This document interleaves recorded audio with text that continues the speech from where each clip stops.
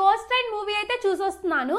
ఇది ఒక Korean horror movie. ఇది ప్రైమ్ లో తెలుగులో అయితే అవైలబుల్ గా ఉంది. స్టోరీ విషయానికి వస్తే అసలు వ్యూసే రావట్లేదని ఒక యూట్యూబర్ రూమర్స్ ఉన్న హాంటెడ్ రైల్వే స్టేషన్ కి అయితే వెళ్తుంది. ఆ తర్వాత అసలు ఏం జరిగింది ఏంటి అనేదే స్టోరీ. జనరల్ గా మనకి కొరియన్ హారర్స్ అనగానే ఒక హై ఎక్స్పెక్టేషన్స్ అయితే ఉంటాయి. కానీ ఈ మూవీలో వాళ్ళు ఎందుకు అంత రీచ్ అవ్వలేదు, అంత వర్కౌట్ అవ్వలేదు అని అయితే అనిపించింది. మూవీ స్టార్టింగ్ లోనే ఒక 2 హారర్ స్టోరీస్ అయితే వస్తాయి.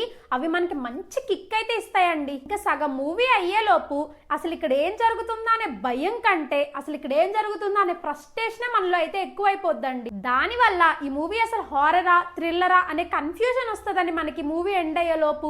మూవీకి బిగ్గెస్ట్ పాజిటివ్ ఏంటంటే మూవీ లెంత్ అండి.